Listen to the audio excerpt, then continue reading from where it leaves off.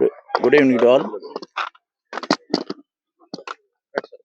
ఈ నెల 6వ తారీఖున తుని రూరల్ మండలం దొండవాక హ్యామ్లెట్ సిహెచ్ అగ్రవారం గ్రామంలో మిస్ అయినటువంటి జ్ఞానేశ్వరి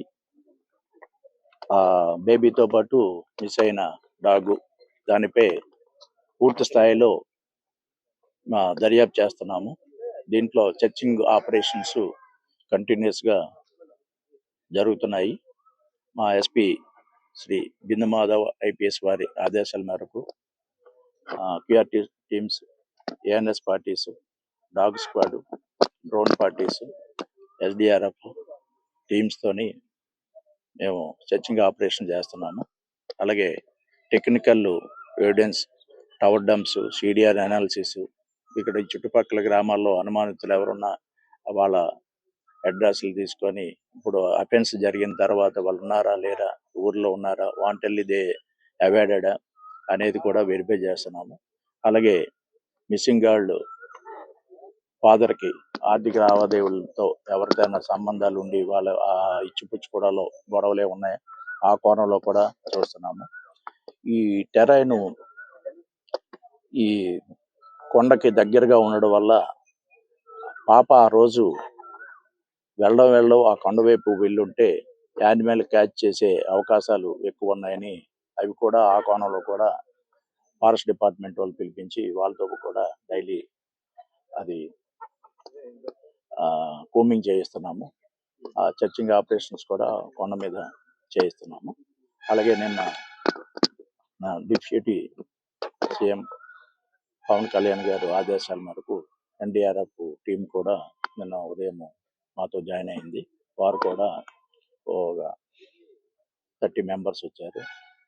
2 టీమ్స్గా ఫామ్ అయ్యి వాళ్ళు కూడా నిన్నటి నుండి కొండ వెనకాల ఉండేది 2-3 కొండలు కూడాను వాళ్ళు నిన్నంతాను సెర్చింగ్ ఆపరేషన్ చేసి కంటిన్యూస్గా ప్రతి పాయింట్ ఈ 48 ఏకర్స్ ఉన్నటువంటి తోట కూడా మళ్ళీ చెక్ చేయించాము.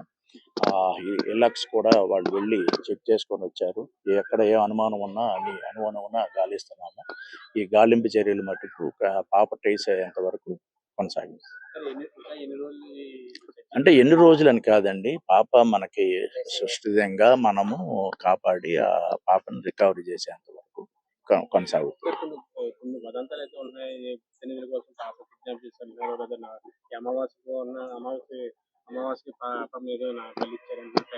అది కాదు, వాస్తవం కాదండి.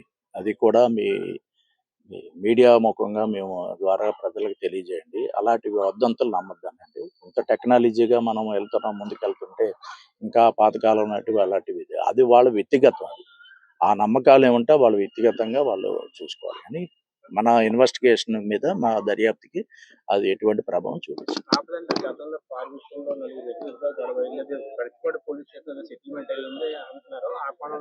అది కూడా వెరిఫై చేసామండి. వెరిఫై చేసి వాళ్ళు కూడా పిలిపించాం, మాట్లాడాము. ఆ ఇష్యూ అప్పటికే క్లోజ్ అయిపోయింది.